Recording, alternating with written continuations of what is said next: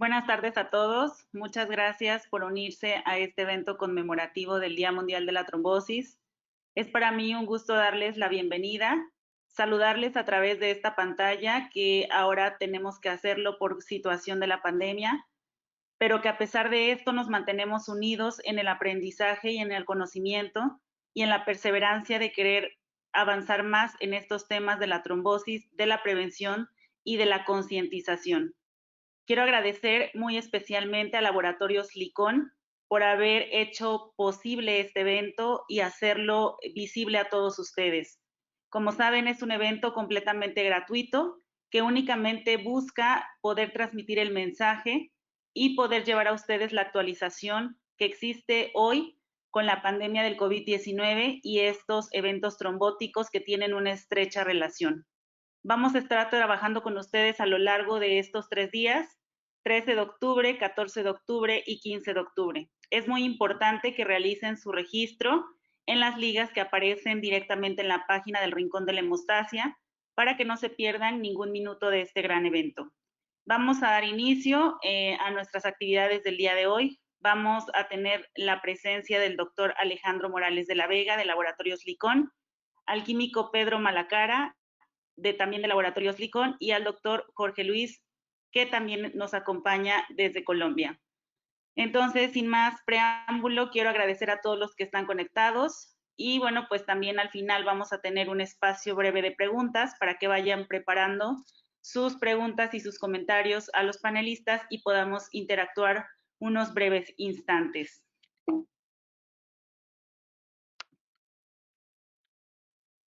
Iniciamos dando una breve semblanza al doctor Rudolf Virchow y mencionar por qué el Día Mundial de la Trombosis y por qué esta reunión nos tiene hoy aquí a todos conmemorados para hablar de este gran fenómeno. Sabemos que Rudolf Virchow nació en Pomerania en 1821, fue un destacado patólogo médico alemán y también político, fue arqueólogo, entre otras actividades que realizó. Cursó sus estudios en la Universidad de Berlín. Trabajó como interno en el Hospital de Charité. Profundizó sus estudios en la histología patológica y realizó diferentes trabajos con Theodor Schender y Matthias Schleiden, quienes describieron el rol de la célula como una unidad elemental en todo individuo. Además, destacó por su temperamento polémico y destacó en el campo científico. Rudolf Virchow se caracterizó además, entre otras cosas, por no aceptar la teoría de Darwin, el origen de las especies. Fue muy firme en manifestar que era una hipótesis sin evidencia científica. En 1858 publica uno de sus grandes trabajos más relevantes sobre la patología celular. Rechazó la idea de la generación espontánea y demostró la teoría celular que aplicaba tanto a tejidos enfermos como a tejidos sanos, y en este momento se le dio mucha relevancia a lo que es el endotelio celular, que es la base de los procesos hemostáticos. Además, también rechaza la teoría de Louis Pasteur sobre los gérmenes causantes de enfermedades. Uno de los trabajos más relevantes que describe el doctor Rudolf Virchow es acerca de la flebitis, que le permiten conocer la importancia de la fisiopatología de la trombosis, y describe también lo que es la embolia cerebral y la embolia pulmonar, una de las complicaciones más graves en los eventos trombóticos en los pacientes que les puede condicionar la vida. Fue uno de los principales y el primer médico que estableció un documento por escrito y un procedimiento estandarizado acerca de la autopsia. El doctor Rudolf Virchow realizó la primera autopsia y tenía una fascinación por las arterias y por las venas para poder ir vislumbrando cuál era pues aquellos padecimientos de los cuales los pacientes tenían un fallecimiento y un desenlace. Él descubrió con estas autopsias que había pequeñas acumulaciones de sangre de tejido en las venas y en las arterias, y que este trombo, al que denominó, se ocasionaba como un rompecabezas. una manifestación trombótica o un cúmulo de eritrocitos y de glóbulos rojos que se alojaba en los miembros inferiores de los pacientes. Encontraba un émbolo en la parte superior del cuerpo y a esto le denominó émbolo, y él lo relacionaba como un rompecabezas, donde en la parte inferior se encontraba la mayor parte de este rompecabezas y en la parte superior se encontraban pequeños microtrombos o los émbolos que ocasionaban la muerte. También a Rudolf Virchow se le menciona o se le atañe también la triada de Virchow, la cual se describe en 1856 y describe pues estos fenómenos de tipo trombótico y qué es lo que ocasiona que un paciente pueda tener una situación de tipo trombótica.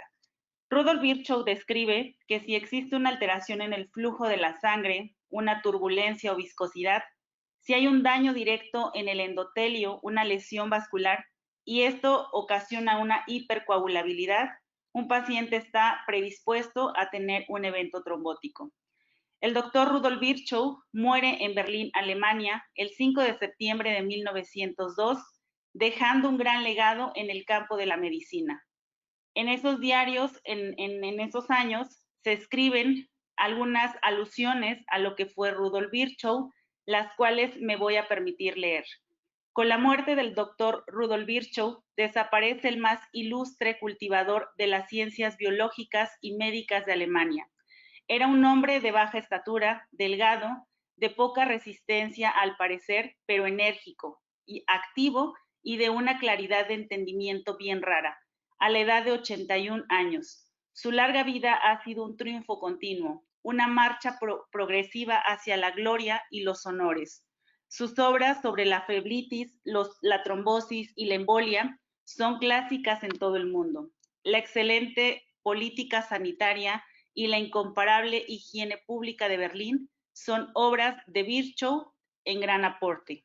Fundó una ciencia, la patología celular, y deja todas las grandes ciudades del mundo discípulos de gran valor que siguen su escuela y método.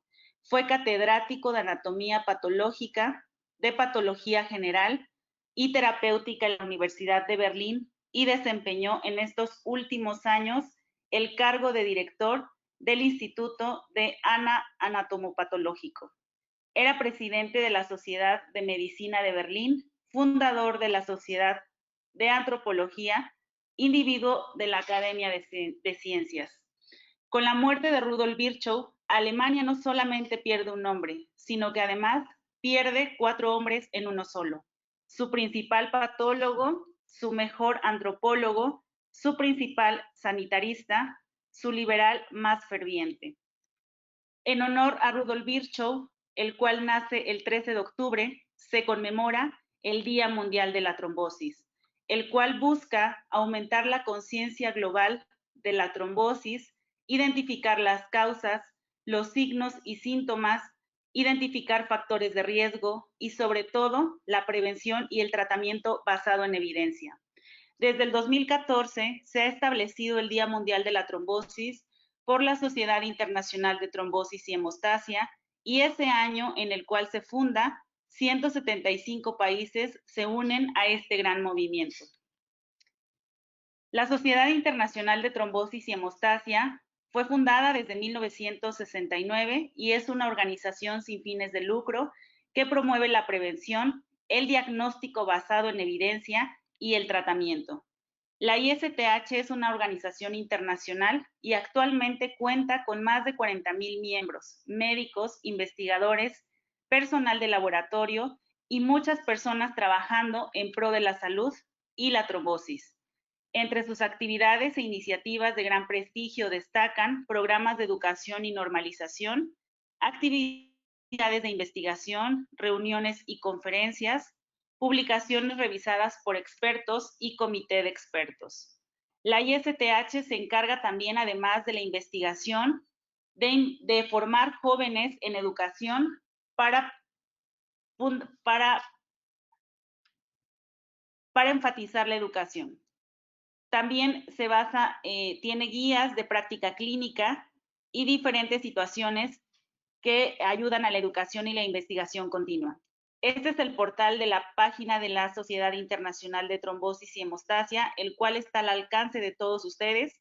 Pueden ingresar directamente al sitio web, donde encontrarán diferente información como publicaciones, artículos que seguramente servirán mucho en su acervo cultural y de investigación. Además, tiene un apartado la página de la ISTH que nos habla de unirnos al movimiento del Día Mundial de la Trombosis. Y bueno, en este apartado ustedes pueden realizar el registro para poder unirse a este gran movimiento. Tanto sociedades como hospitales, laboratorios, profesionales de la salud y público en general, estamos invitados a este gran movimiento de prevención. Alrededor del mundo, el 13 de octubre se suman todos los países para conmemorar este gran fenómeno, para describir las causas y las consecuencias y sobre todo la prevención. Y bueno, México no se queda atrás en cuanto a poder realizar eventos. Desafortunadamente, hoy por la pandemia que estamos atravesando, nos vemos en la necesidad de hacerlo frente a una pantalla. Sin embargo, no nos detenemos y seguimos trabajando. Desde hace algunos años hemos trabajado para poder llevar a todos ustedes estos eventos de comunicación y de poder llevar este conocimiento a todos ustedes. Hay diferentes foros que se han realizado en torno al Día Mundial de la Trombosis y aquí lo único que se debe destacar es tratar de sumarnos y unirnos a este gran movimiento de prevención. El Día Mundial de la Trombosis tiene diferentes premios que se han otorgado a lo largo de los años por su gran innovación y por el número de personas que se han sumado. Hemos visto que los objetivos principales de este día es enfatizar qué es la trombosis, resaltar la morbimortalidad y, bueno, destacar algunos factores de riesgo que están implicados. Sobre todo, aumentar la conciencia entre las personas como público en general y profesionales de la salud, identificar diferentes riesgos, signos y síntomas. Existen diferentes materiales en la página de la ISTH para poder utilizar en torno a esta temática y es importante recordar que 1 de cada 4 personas muere en el mundo a causa de una trombosis y en México alrededor de 500,000 de personas muere anualmente por este padecimiento. Si hacemos un recuento al término de este año, vamos a ver que ese 500,000 de personas, desafortunadamente, aunado a la COVID-19, va a aumentar más la causa de fondo que es la trombosis. Sabemos que la trombosis es la formación de coágulos de sangre que pueden ser potencialmente mortales y que esto puede ser en una arteria o en una vena. Una vez que se forma un coágulo, puede bloquear el torrente sanguíneo e incluso se puede desprender y trasladarse a un órgano, y esto puede ocasionar una lesión significativa como la fibrilación auricular, la tromboembolia venosa, que son las 3 principales causas de muerte cardiovascular. Quiero dejarlos con esta frase y bueno, pues con esto concluir mi intervención del día de hoy para todos ustedes, la cual fue muy breve, pero únicamente es enfatizar por qué estamos hoy aquí reunidos con todos ustedes y bueno, pues esperar que las pláticas del día de hoy sean de gran relevancia para todos ustedes y con mucho cariño. Todavía sé que no soy reconocido, oh sorpresa se llevaron muchos porque nada bueno sucede si tengo oportunidad de subir, de llegar lejos e instalarme en sus venas y arterias. Conozcamos más de este fenómeno, transmitamos el mensaje y sobre todo reconozcamos los factores de riesgo para poder disminuir las complicaciones de estos eventos trombóticos. Lo que hacemos para nosotros muere con nosotros, pero lo que hacemos por los demás y por el mundo permanece y es inmortal. Hola, buenas tardes a todos. Quiero antes que todo agradecer la invitación en este importante foro en el Día Internacional de la Trombosis. Estamos en una etapa de pandemia en la cual, bueno, a través de este medio poder transmitir los conocimientos que estamos adquiriendo, sobre todo en esta época. Y transmitiendo en vivo desde el Hospital Ángeles Ciudad Juárez, dentro del laboratorio, con todo gusto para poder platicar o poner un granito en esta parte. Muchas gracias por la invitación nuevamente. Y bueno, el tema que me tocó desarrollar es la trombofilia, fisiopatología y pruebas de diagnóstico. Como ustedes saben, el caso de las pruebas de diagnóstico que nosotros tenemos en el caso de la trombofilia, vamos a recordar un poquitito todo el proceso que llevamos en el cabo de la formación del coágulo. Vean que aquí viene la activación del factor, no nos vamos a detener mucho, sobre todo ver el sistema complejo que nosotros podemos tener y llevar a cabo para todo lo que es la hemostasia. La formación, el complejo de iniciación del factor 7 con el factor tisular y bueno, y la activación de los factores de coagulación para obtener lo que es la formación de la trombina con el fibrinógeno y esta nos puede llevar a la formación de la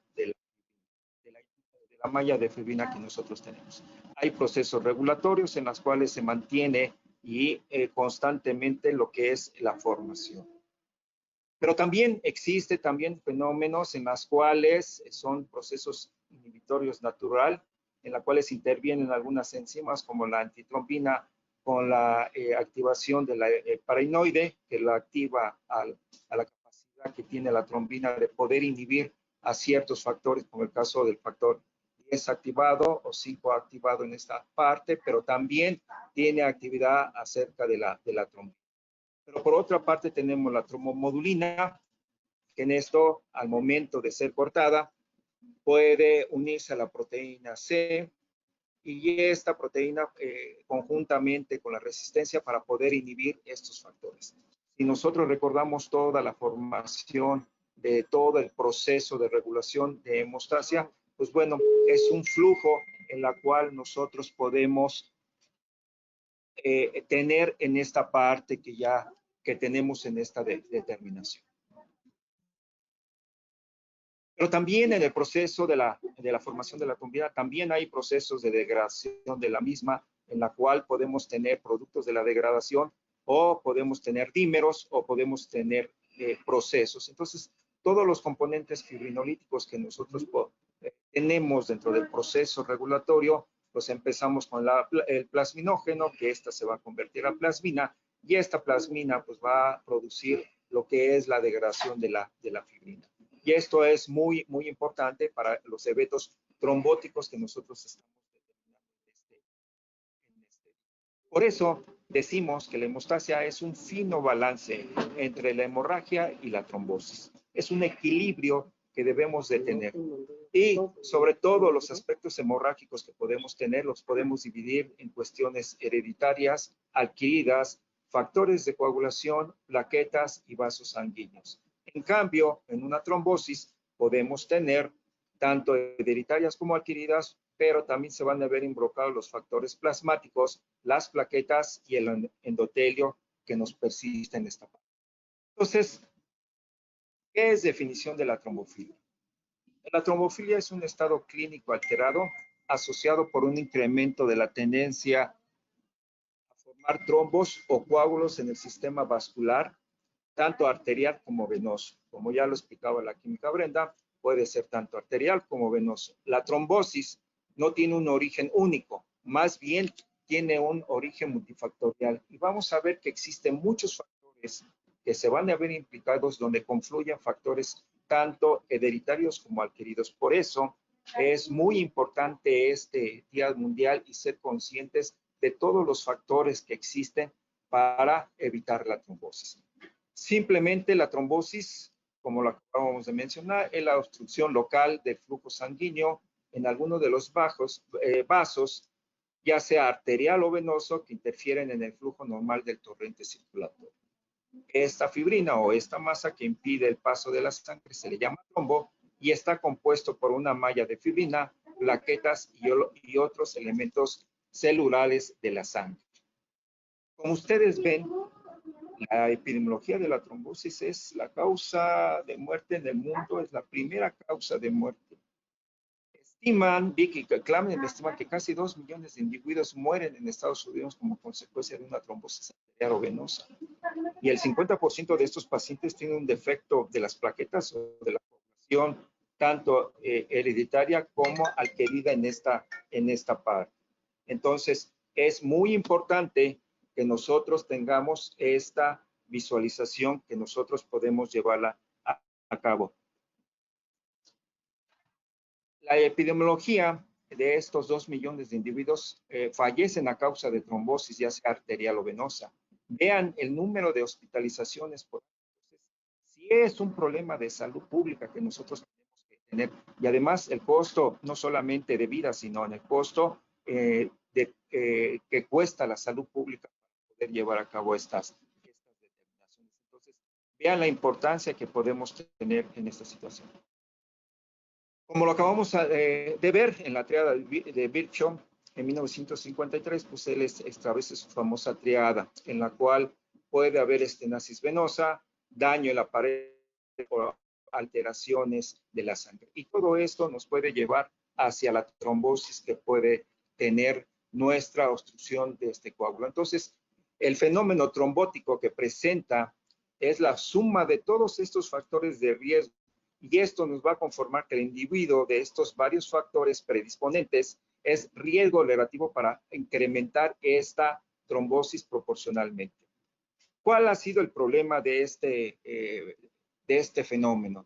Que el tromboembolismo venoso representa un grave problema de salud con posibilidades de complicaciones graves y es potencialmente prevenible. Y como ustedes ven en la actualidad con los pacientes COVID, bueno, una de las mayorías es la trombosis que pueda presentar este tipo de pacientes.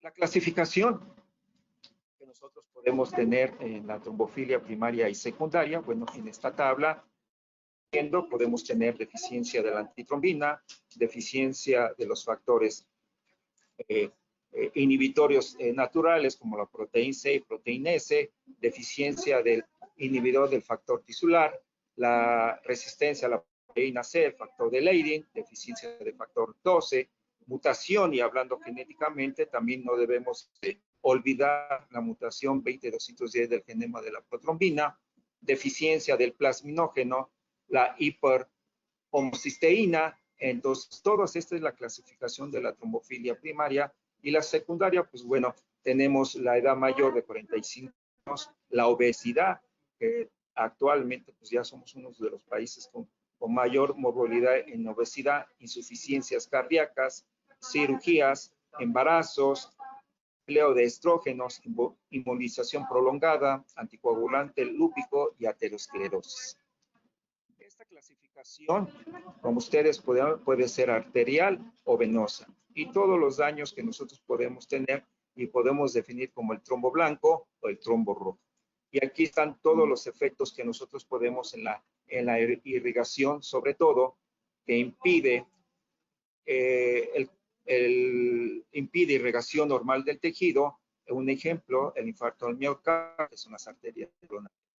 Y esto es lo que nosotros podemos. En el caso de la trombosis venosa, lenta, sana generalmente, trombo rojo, y bueno, pues es la obstrucción, acumulación retrógrada de sangre en esta de la trombosis venosa profunda, que puede ser la vena tumoral. Entonces, la clasificación podemos realizada a través de trombosis arterial o trombosis venosa. Aquí algunos ejemplos, ¿sí? Sobre todo de trombosis arterial y venosa, vean. Entonces, los factores de riesgo que podemos tener en este tipo de padecimientos, vean todos los que son adquiridos, que es la cirugía mayor, una inmovilización del paciente, sobre todo los que están en cama, el cáncer, embarazo, uso de anticuerpos, de anticonceptivos orales, sepsis, anticoagulante lúpico, terapia hormonal de reemplazo. Entonces, todo esto podemos nosotros tener los factores de riesgo que podemos tener. Pero estos indicadores siempre tenemos que visualizarlo, sobre todo para ver la historia familiar de estos pacientes, si tenemos una trombosis recurrente y factores predisponentes, una trombosis en sitios inusuales, una trombosis a edad temprana, menos de 40 años. Vean que no la parte joven se puede salvar de eso, sino que también es muy importante que pueda existir trombosis a temprana edad y también que pueda tener una resistencia a la terapia antitrombótica convencional que pueda tener el paciente. Entonces, vean la prevalencia que existe y las características de cada una de esas deficiencias de los factores. Entonces, vean la cantidad que tenemos, sobre todo el caso de la resistencia a la proteína C y factor de Leydig. Vean el porcentaje que nosotros podemos tener.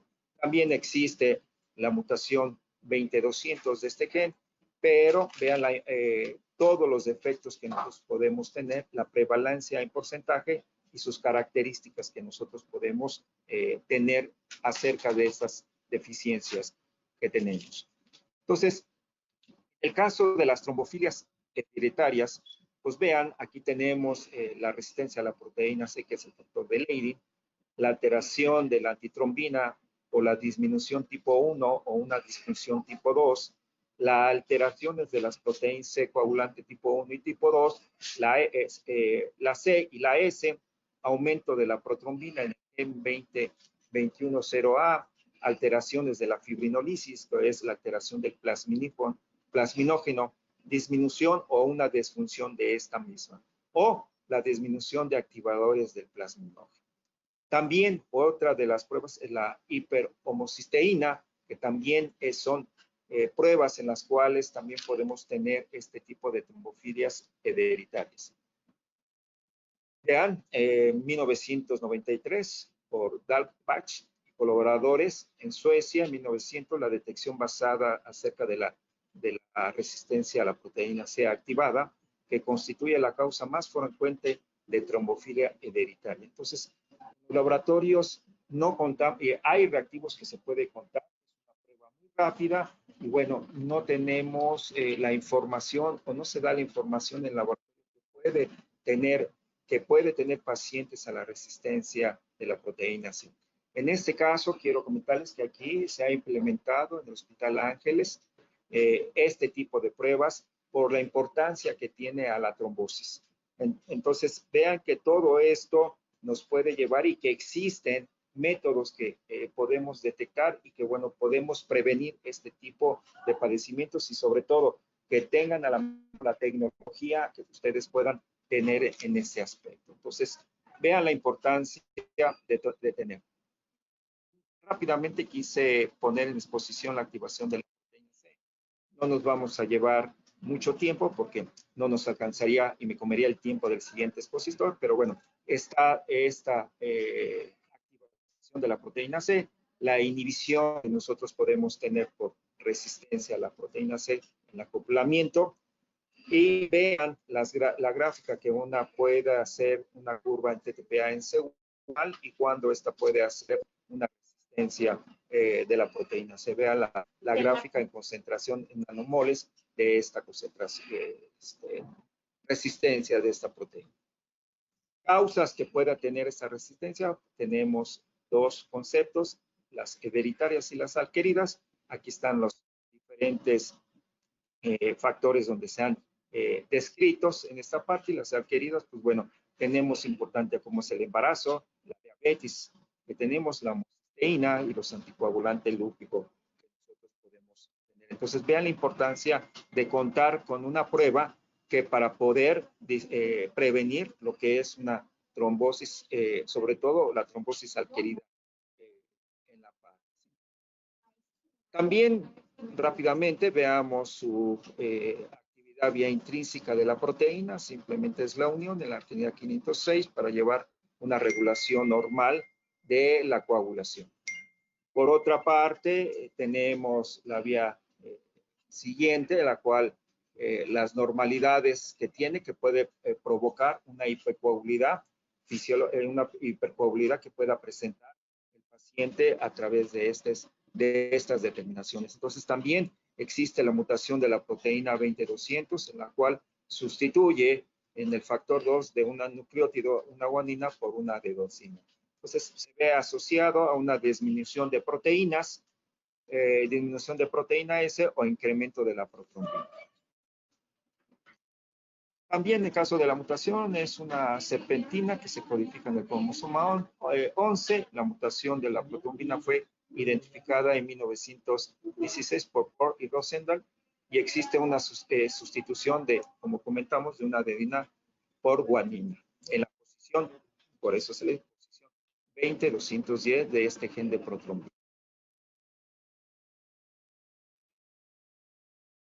Estas son la codificación, siempre tenemos el polimorfismo, ¿sí? Que también no debemos de olvidar que también en el área de genética podemos tener. Otro también es la homocisteína, que también es otro parámetro que nosotros podemos tener. Sabemos que la homocisteína es un aminoácido intermedio formado por la conversión de metionina en cisteína. Entonces también puede ser autosómica recesiva, puede retraso en crecimiento, osteoporosis, malformación oculares, enfermedades tromboembólicas o aterosclerosis severas, y del 5 al 7% de la población tiene una hiperhomocisteína moderada, así que también es un factor de riesgo independientemente de la enfermedad aterosclerótica que nosotros podemos tener.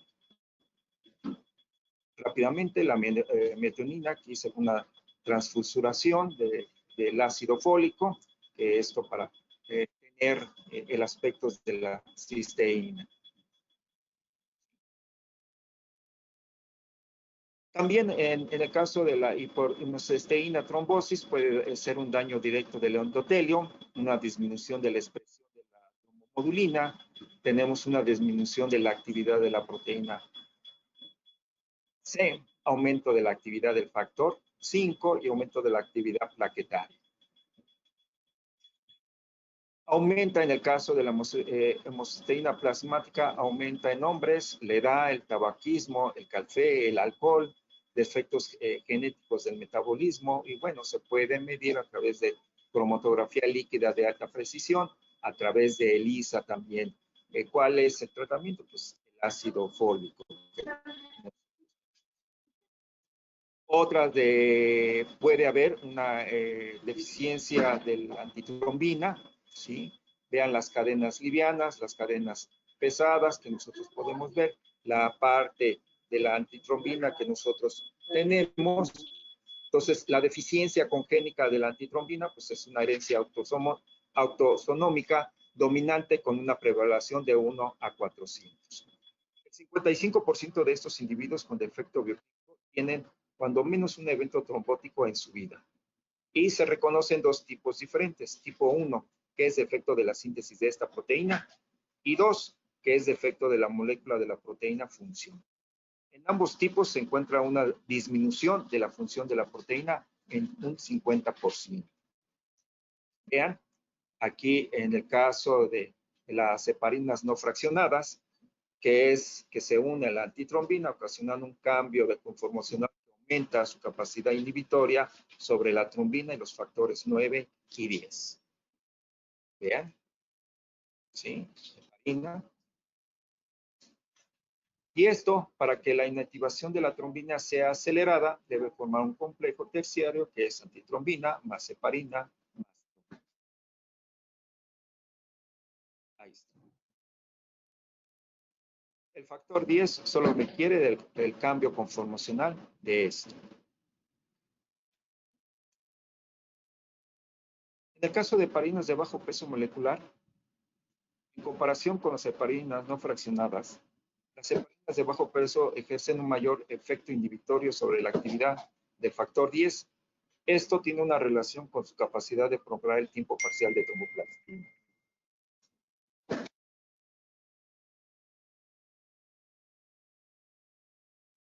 Vean. Sin embargo, la inhibición a la trombina es limitada, ya que su longitud no permite terminar la inhibición formando un complejo de uniones débiles. Es una relación de inactivación tiesa de trombina 1 a 4 o a 1 a 2.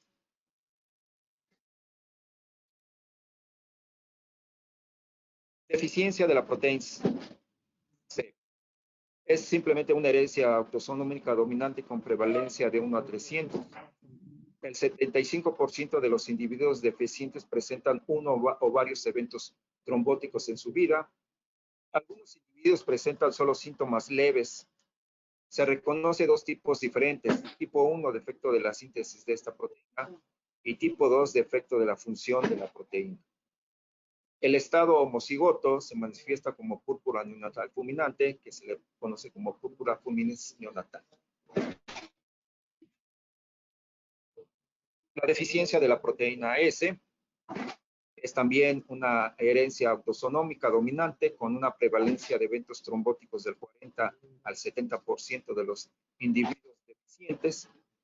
El 60% de esta proteína se encuentra unida a una proteína transportadora de la fracción C4b del complemento. Solo la proteína S libre es la que actúa como cofactor.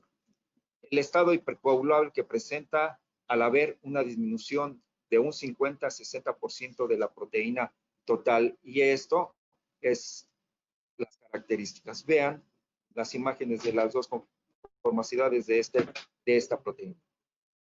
También nos permite explicar el porqué de este episodio, su conocimiento y por qué nos merece la pena realizar el estudio de la trombofilia. Particulares, sobre todo farmacológicas, la intensidad y la prolongación del tratamiento permite adoptar actitudes preventivas en familiares portadores de defectos que no han presentado clínicamente manifestaciones. Esto es el por qué nos merece el estar aquí en este día sobre el estudio de la trombofilia. Vean todo el perfil idóneo de una trombofilia que nosotros podemos tener. Principalmente pues, son antitrombina, proteína S y C, resistencia, factor de Leiden, homocisteína, proteína 20-210, el factor 8 y anticuerpos antifosfólicos. Vean cuál es el perfil idóneo que nosotros podemos tener. ¿Cuáles son las recomendaciones a seguir acerca de esto? No tomar muestras durante la etapa aguda de la trombosis, esperar 12 semanas después del evento agudo. No tomar muestras para proteína C y S en pacientes con terapia anticoagulante oral. La antitrombina y el plasminógeno pueden determinarse bajo, tener concentraciones bajas bajo tratamiento con anticoagulantes orales. En resumen, los problemas trombóticos afectan 1 de cada 1000 individuos anualmente. El origen puede ser hereditario o adquirido. El tipo de trombosis puede ser arterial o venoso. Por tanto, el tratamiento profiláctico difiere. Las pruebas de perfil trombótico no son pruebas de urgencia y las pruebas de trombofilia se recomienda realizarse después de 2 semanas del evento. Entonces, vean que todo el aspecto, no solamente hereditario y todo lo que es prevalencia, lo que es el tabaquismo, el sedentarismo, el fumador, entonces todo esto son parte de las consecuencias que puede en un momento dado agravar a este tipo de pacientes. No es sobre la enfermedad, sino sobre todo lo que tenemos que prevenir y sobre todo tener conciencia en este evento, este día de la mundial, que ya la enfermedad trombótica pues es una, como les acababa de comentar, ya es un problema de salud pública. Entonces, muy importante tomar estas recomendaciones, muy importante tener en el área de laboratorio, pues bueno, se cuenta con todo la parte genética como la secuencial de la proteína, así como las determinaciones ya sea coagulométricas o cromogénicas dentro del laboratorio. Y si podemos tener pruebas más especiales, pues bueno, tenemos un panel mucho más para poder determinar cuáles son los efectos que pueda tener y sobre todo en los pacientes de COVID, como ustedes verán, la parte de trombosis es lo que puede más afecta a este tipo de pacientes, sobre todo la morbilidad que puede presentar la obesidad, la diabetes, el tabaquismo, que nosotros podemos, aumenta ese riesgo que tenemos y por eso las grandes pérdidas lamentables humanas de seres humanos en el mundo. Entonces, vean la importancia que podemos tener en esto. Para concluir, existen asociaciones entre defectos genéticos trombofílicos y tromboembolismo venoso El estudio del laboratorio debería limitarse a subgrupos de pacientes en las cuales el resultado cambiará el manejo. Síndrome antifosfolípido, situaciones de riesgo, por ejemplo, el embarazo en pacientes con fuerte historial familiar y defecto conocido. El estudio se debe de hacer en condiciones óptimas para evitar, sobre todo, los falsos positivos. Muchas gracias. Nuevamente quiero agradecer estar con ustedes en este gran importante foro y sobre todo el Día Mundial de la Trombosis. Muchas gracias.